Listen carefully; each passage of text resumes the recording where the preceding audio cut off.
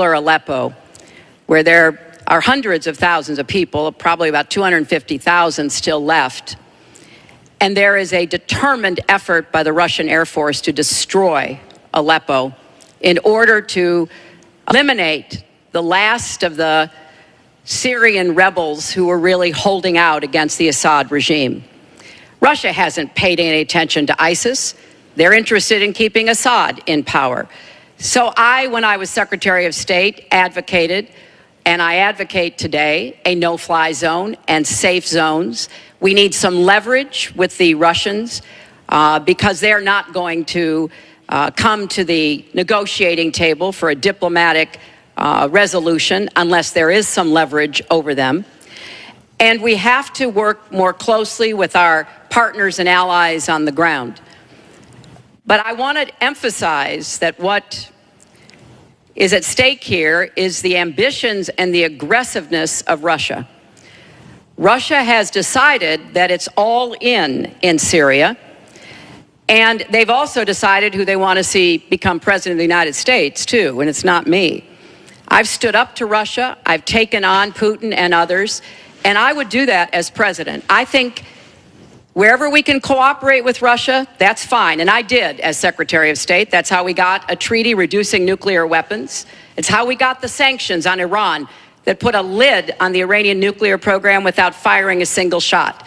So I would go to the negotiating table with more leverage than we have now.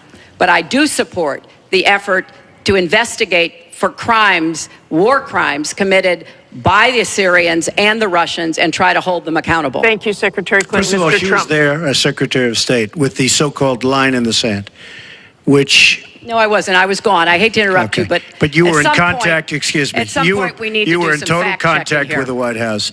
And perhaps, sadly, Obama probably still listened to you. I don't think he'd be listening very much anymore. Obama draws the line in the sand. It was laughed at all over the world what happened. Now, with that being said, she talks tough against Russia. But our nuclear program has fallen way behind, and they've gone wild with their nuclear program. Not good. Our government shouldn't have allowed that to happen. Russia is new in terms of nuclear. We are old, we're tired, we're exhausted in terms of nuclear. A very bad thing. Now, she talks tough. She talks really tough against Putin and against Assad. She talks in favor of the rebels. She doesn't even know who the rebels are. You know, every time we take rebels, whether it's in Iraq or anywhere else, we're arming people. And you know what happens?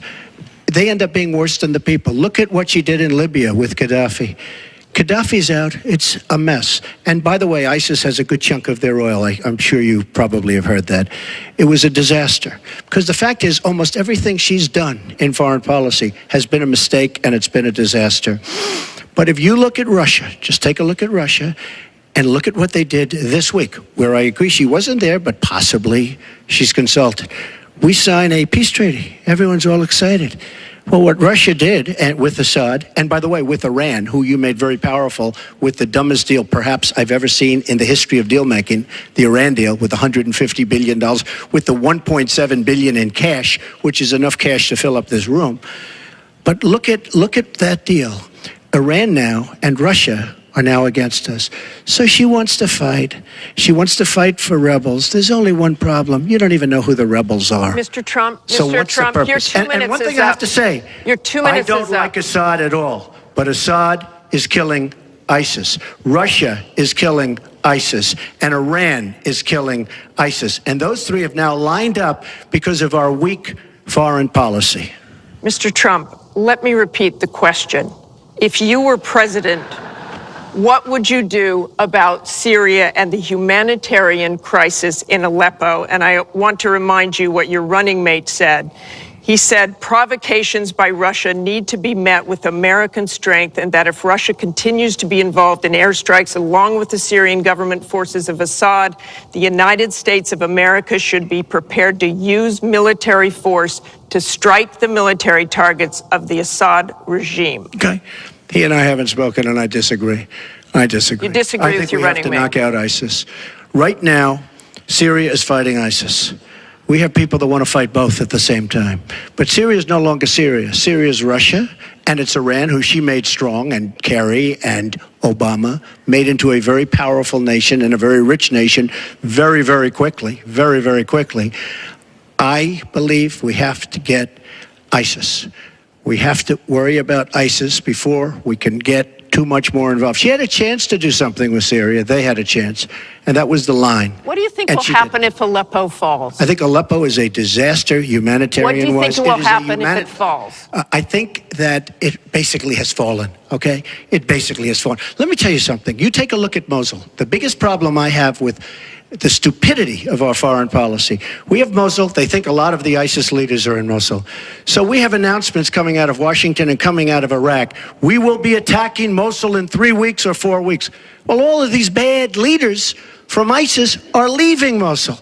Why can't they do it quietly? Why can't they do the attack, make it a sneak attack, and after the attack is made, inform the American public that we've knocked out the leaders, we've had a tremendous success. People leave. Why do they have to say we're going to be attacking Mosul within the next 4 to 6 weeks, which is what they're saying? How stupid is our country? There are sometimes reasons the military does that.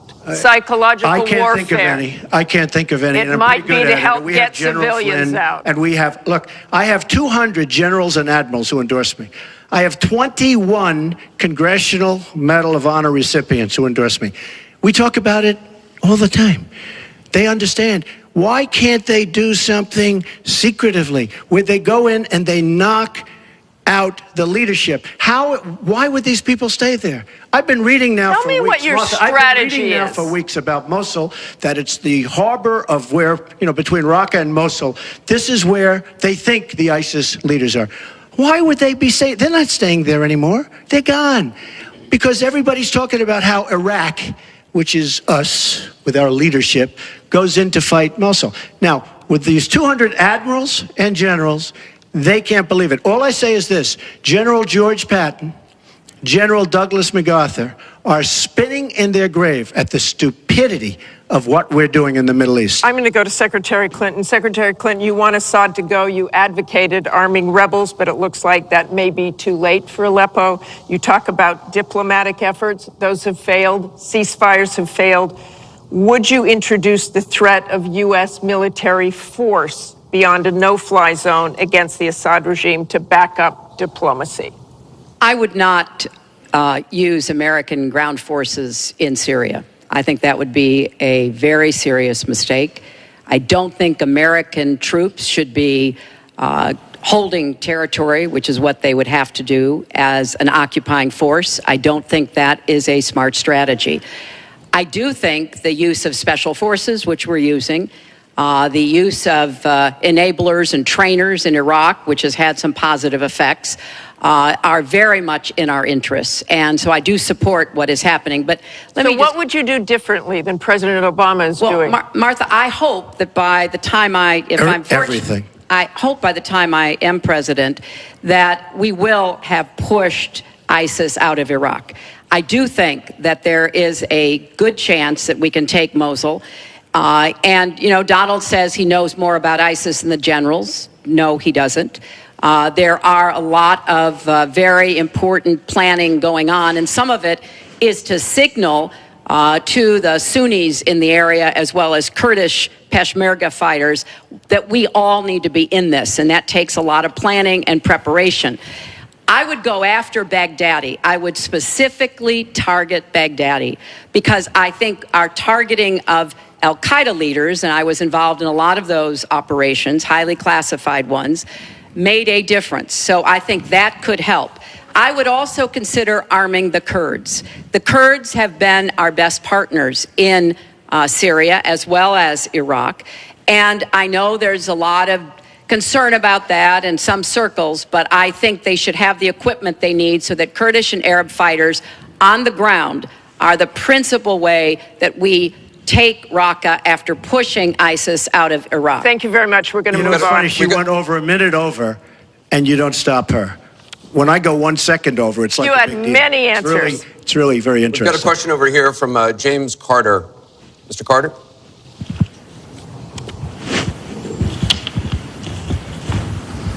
My question is, do you believe you can be a devoted president to all the people in the United States? That question begins for Mr. Trump. Absolutely. I mean, she calls our people deplorable, a large group, and irredeemable. I will be a president for all of our people, and I'll be a president that will turn our inner cities around and will give strength to people and will give economics to people and will bring jobs back, because NAFTA, signed by her husband, is perhaps the greatest disaster trade deal in the history of the world, not in this country. It stripped us of manufacturing jobs.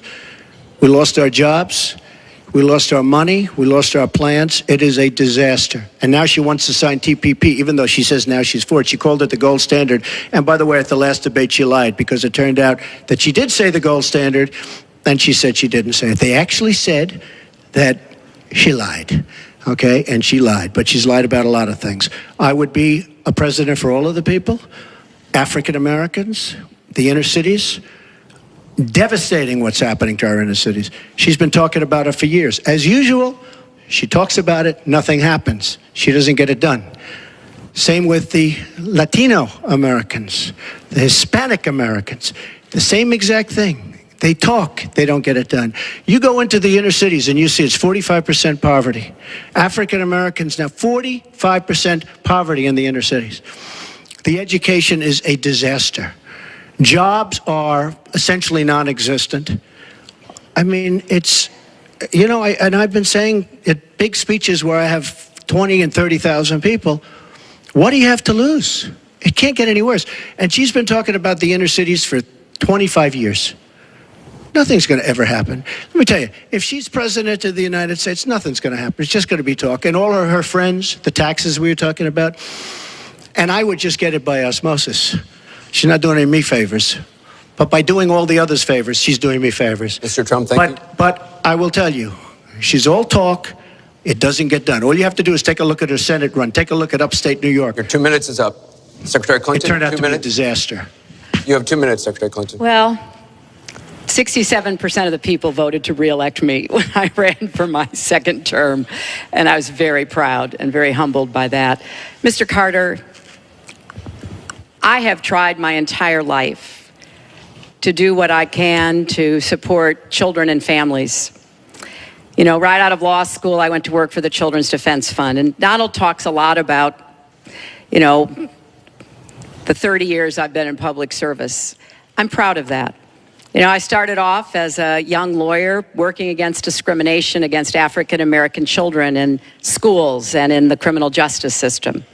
I worked to make sure that kids with disabilities could get a public education, something that I care very much about. I have worked with Latinos. One of my first jobs in politics was down in South Texas, registering Latino citizens to be able to vote. So I have a deep devotion, to use your absolutely correct word, to making sure that every American feels like he or she has a place in our country. And I think when you look at the letters that I get, a lot of people are worried that maybe they wouldn't have a place in Donald Trump's America. They write me, and one woman wrote me about her son, Felix. She adopted him from Ethiopia when he was a toddler. He's 10 years old now. This is the only country he's ever known. And he listens to Donald on TV, and he said to his mother one day, will he send me back to Ethiopia if he gets elected? You know, children listen to what is being said, to go back to the very, very first question. And there's a lot of fear that, in fact, teachers and parents are calling it the Trump effect. Bullying is up. A lot of people are feeling, you know, uneasy. A lot of kids are expressing their concerns. So first and foremost, I will do everything I can to reach out to everybody, Secretary Democrats, Clinton. Republicans, independents, people across our country. If you don't vote for me, I still want to be your president. Your I 2 want to minutes be is the up. best president I can be for every American. Secretary Clinton, your 2 minutes is up. I want to follow up on something that Donald Trump actually said to you, a comment you made last month. You said that half of Donald Trump's supporters are, quote, deplorables, racist, sexist, homophobic, xenophobic, Islamophobic. You later said you regretted saying half You didn't express regret for using the term deplorables. To Mr. Carter's question, how can you unite a country if you've written off tens of millions of Americans? Well, within hours, I said that I was sorry about the way I talked about that, because my argument is not with his supporters. It's with him and with the hateful and divisive campaign that he has run, and the inciting of violence at his rallies, and the very brutal kinds of comments about not just women, but all Americans, all kinds of Americans. And what he has said about African Americans and Latinos, about Muslims, about POWs, about immigrants, about people with disabilities, he's never apologized for.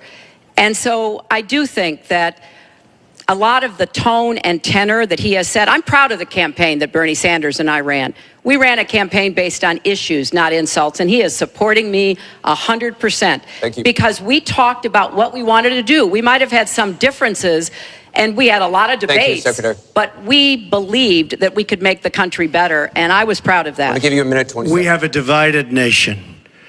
We have a very divided nation. You look at Charlotte, you look at Baltimore, you look at the violence that's taking place in the inner cities, Chicago. You take a look at Washington, D.C. We have an increase in murder within our cities, the biggest in 45 years. We have a divided nation because people like her, and believe me, she has tremendous hate in her heart. And when she said deplorables, she meant it. And when she said irredeemable, they're irredeemable. You didn't mention that. But when she said they're irredeemable, to me, that might have been even worse. She said some of them are irredeemable. She's got tremendous hatred. And this country cannot take another 4 years of Barack Obama. And that's what you're getting with her. Mr. Trump, let me follow up with you. In 2008, you wrote in one of your books that the most important characteristic of a good leader is discipline. You said if a leader doesn't have it, quote, he or she won't be one for very long. In the days after the first debate, you sent out a series of tweets from 3 a.m. to 5 a.m., including one that told people to check out a sex tape. Is that the discipline of a good leader? No, it wasn't check out a sex tape. It was just take a look at the person that she built up to be this wonderful Girl Scout who was no Girl Scout. By the way, just so you understand, when she said 3 o'clock in the morning, take a look at Benghazi. She said, who's going to answer the call at 3 o'clock in the morning? Guess what? She didn't answer because when Ambassador Stevens... The question is that the discipline of a good leader? 600 times. Well, she said she was awake at 3 o'clock in the morning. And she also sent a tweet out at 3 o'clock in the morning, but I won't even mention that. But she said she'll be awake. Who's the famous thing? We're going to answer our call at 3 o'clock in the morning. Guess what happened? Ambassador Stevens sent 600 requests for help. And the only one she talked to was Sidney Blumenthal, who's her friend and not a good guy, by the way. So, you know, she shouldn't be talking about that. Now, tweeting happens to be a modern day form of communication. I mean, you can like it or not like it. I have, between Facebook and Twitter, I have almost 25 million people. It's a very effective way of communication. So you can put it down, but it is a very effective form of communication. I'm not unproud of it, to be honest with you. Secretary Clinton, does Mr. Trump have the discipline to be a good leader? No. I'm shocked to hear that. Well, it's not only my opinion, it's the opinion of many others, national security experts, Republicans, former Republican members of Congress. But it's in part because those of us who have had the great privilege of seeing this job up close and know how difficult it is, and it's not just because I watched my husband take a $300 billion deficit and turn it into a $200 billion surplus, and 23 million new jobs were created, and incomes went up for everybody. Everybody. African-American incomes went up 33%. And it's not just because I worked with George W. Bush after 9/11. And I was very proud that when I told him what the city needed, what we needed to recover, he said, you've got it, and he never wavered. He stuck with me. And I have worked, and I admire President Obama. He inherited the worst financial crisis since the Great Depression. That was a terrible time for our country. We have to move along. 9 million people lost their Clinton, jobs. 5 million homes were lost. Secretary and Clinton, we're moving on. $13 trillion in family wealth was wiped out. We are back on the right track. he would send us back into recession with his tax plans. Secretary Clinton, we are moving to an audience question. We're almost out of time. We have another. Mr. Trump, we're moving to an audience question. It is, our country has the slowest growth, Secretary Clinton, we want to get to the audience. Thank you very much, both of you. We have another audience question. Beth Miller has a question for both candidates. Good evening. Perhaps the most important aspect of this election is the Supreme Court justice. What would you prioritize as the most important aspect of selecting a Supreme Court justice? We begin with your 2 minutes, Secretary Clinton. Thank you. Well, you're right. This is one of the most important issues in this election. I want to appoint Supreme Court justices who understand the way the world really works, who have real life experience, who have not just been in a big law firm and maybe clerked for a judge and then gotten on the bench, but maybe they tried some more cases. They actually understand what people are up against, because I think the current court has gone in the wrong direction. And so I would want to see the Supreme Court reverse Citizens United and get dark, unaccountable money out of our politics. Donald doesn't agree with that. I would like the Supreme Court to understand that voting rights are still a big problem in many parts of our country, that we don't always do everything we can to make it possible for people of color and older people and young people to be able to exercise their franchise. I want a Supreme Court that will stick with Roe v. Wade and a woman's right to choose, and I want a Supreme Court that will stick with marriage equality. Now, Donald has put forth the names of some people that he would consider. And among the ones that he has suggested are people who would reverse Roe v. Wade and reverse marriage equality. I think that would be a terrible mistake and would take us backwards. I want a Supreme Court that doesn't always side with corporate interests. I want a Supreme Court that understands because you're wealthy and you can give more money to something doesn't mean you have any more rights or should have any more rights than anybody else. So I have very clear views about what I want to see to change the balance on the Supreme Court. And I regret deeply that the Senate has not done its job. And they have not permitted a vote on the person that President Obama, a highly qualified person, they've not given him a vote to be able to have the full complement of 9 Supreme Court justices. I think that was a dereliction of duty. I hope that they will see their way to doing it, but if I am so fortunate enough as to be president, I will immediately move to make sure that we fill that. We have 9 justices Secretary and they Clinton. get to work on behalf of our people. Thank you. You're out of time, Mr. Trump. Justice Scalia, great judge, died recently, and we have a vacancy.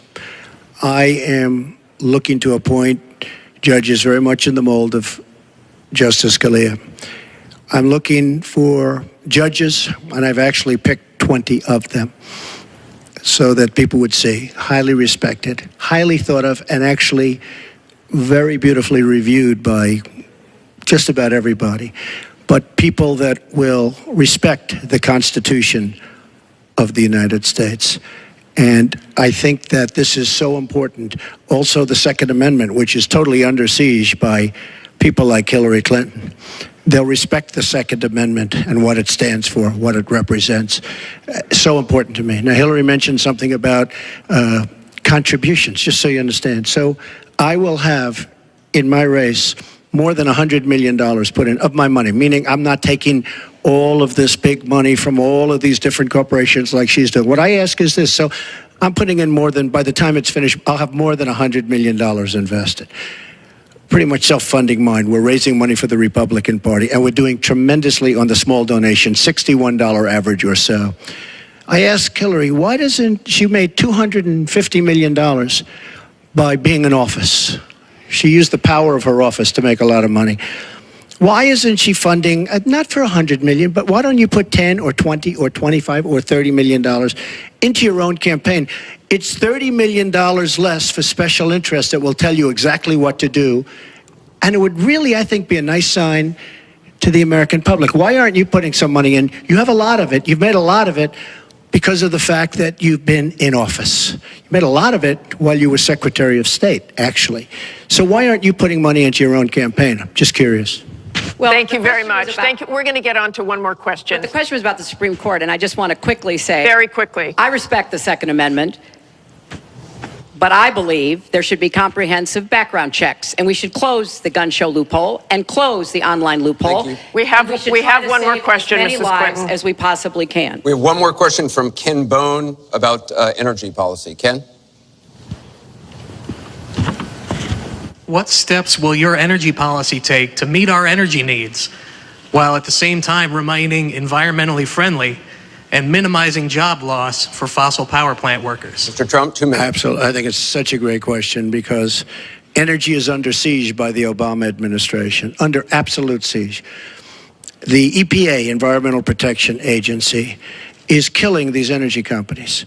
And foreign companies are now coming in, buying so many of our different plants and then rejiggering the plant so that they can take care of their oil. We are killing, absolutely killing our energy business in this country. Now, I'm all for alternative forms of energy, including wind, including solar, etc. But we need much more than wind and solar. And you look at our miners. Hillary Clinton wants to put all the miners out of business. There is a thing called clean coal. Coal will last for 1,000 years in this country. Now we have natural gas and so many other things because of technology. We have found over the last 7 years, we have found tremendous wealth right under our feet. So good, especially when you have 20 trillion in debt. I will bring our energy companies back. They'll be able to compete. They'll make money. They'll pay off our national debt. They'll pay off our tremendous budget deficits, which are tremendous. But we are putting our energy companies out of business. We have to bring back our workers. You take a look at what's happening to steel and the cost of steel, and China dumping vast amounts of steel all over the United States, which essentially is killing our steel workers and our steel companies. We have to guard our energy companies. We have to make it possible.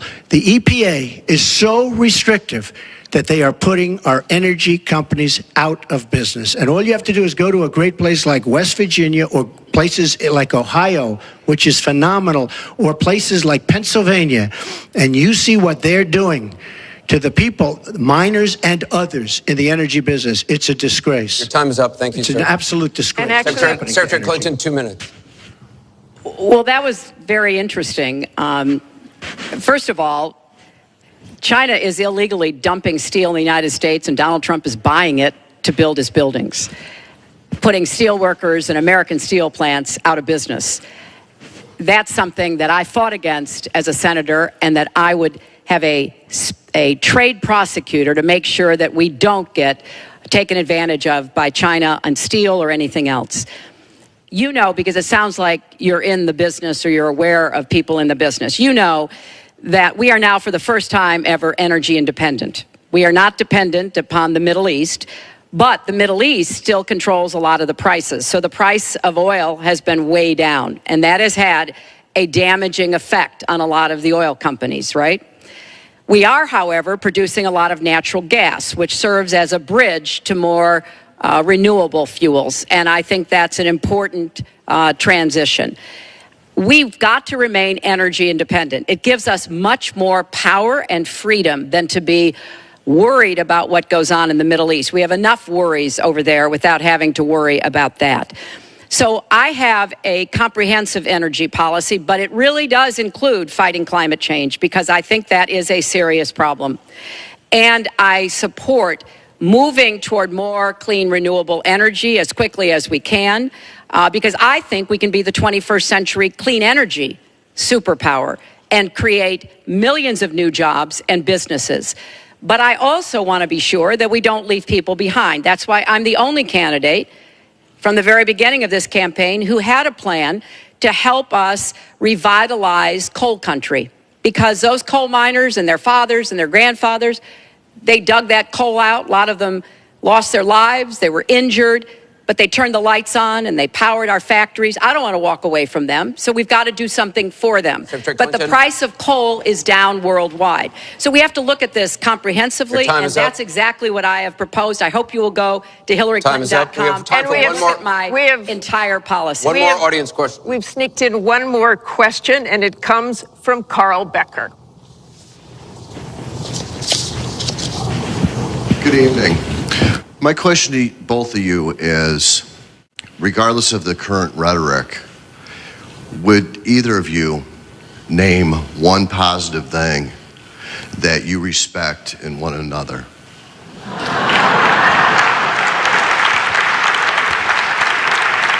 Mr. Trump, would you like to go first? Well, I certainly will, because I think that's a very fair and important question. Look, I respect his children. His children are incredibly able and devoted, and I think that says a lot about Donald. I don't agree with nearly anything else he says or does, but I do respect that. And I think that is something that, as a mother and a grandmother, is very important to me. So I believe that this election has become, in part, so conflict-oriented, so intense, because there's a lot at stake. This is not an ordinary time, and this is not an ordinary election.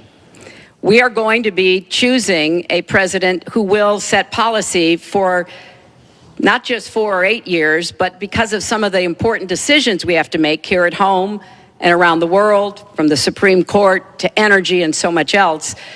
And so there is a lot at stake. It's one of the most consequential elections that we've had. And that's why I've tried to put forth specific policies and plans, trying to get it off of the personal and put it on to what it is I want to do as president. And that's why I hope people will check on that for themselves, so that they can see that, yes, I've spent 30 years, actually maybe a little more, working to help kids and families, and I want to take all that experience to the White House and do that every single day. Mr. Trump. Well, I consider her statement about my children to be a very nice compliment. I don't know if it was meant to be a compliment, but it is a great. I'm very proud of my children, and they've done a wonderful job, and they've been wonderful, wonderful kids. So I consider that a compliment.